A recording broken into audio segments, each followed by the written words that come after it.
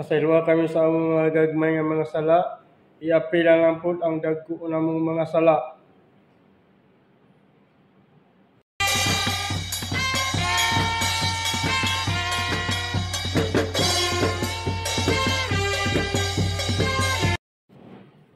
Hello vlog, welcome to my guys.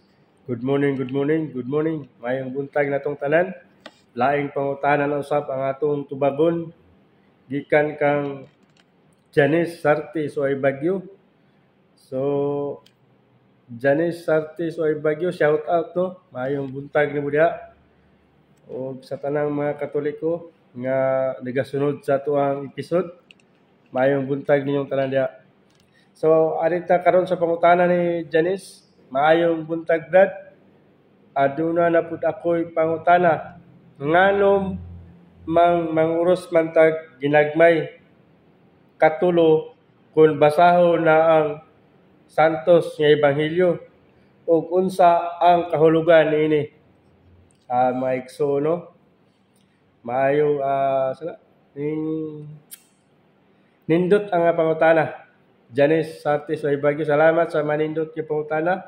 O kabalo ko dili lang nimo ni pangutana. Daghang mga Katoliko ang wala masayod ani. So paki-share dai sa atong video no para daghang masayod kung anong ginabuhat nato. Siyempre manguros kita og ginagmay kay og dakon malapas man. Oh, di ba? Gamay ra gina kay imo dakon mulapas. Oh, di ba? No, gamay ra gina dire. Gamay po niya, gamay kay para dili mulapas. So, pero bago na to na siya bago no. Basahon sa nato ang sulat ni San Pablo ngadto sa taga Hebreo, kapitulo 4, bersikulo 12. O mao ni ang nakabutang. Kaya ang pulong sa Dios buhi o mabtik o labi pang mahait kaysa bisan unsa nga espada nga duha ang sulab og nagadulot hangtod sa pagkabahin sa kalag og sa espiritu, sa mga lutahan, sa mga utok og sa bukog og malagmit, sa pag-ila, sa mga hunahuna og sa mga tuyo sa kasing-kasing, no? So klaro kayo no? Ang sulat ni San Pablo sa Hebreo nga may kalimbigitan sa pangutana ni Janice Sarte so Bagyo. So dihi lang ni atong butbut kundi biblical jud. Excuse me.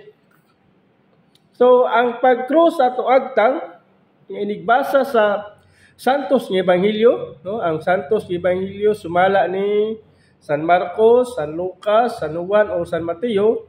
Mag-cross kita sa atong agtang aron paghinlo sa atong unahuna o sa pag-cross sa ato ang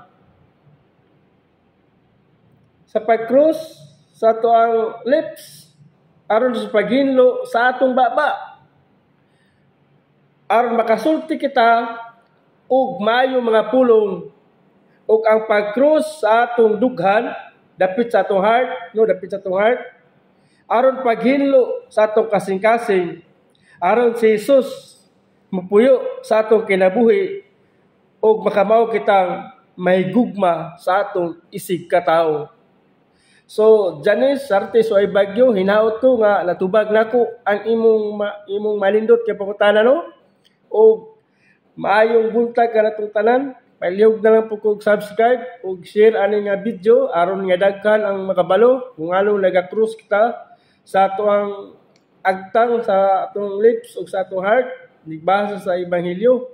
So kana lang, daghang kay salamat, mabuhi tang tanan. Bye-bye and God bless. To make his message known is our responsibility.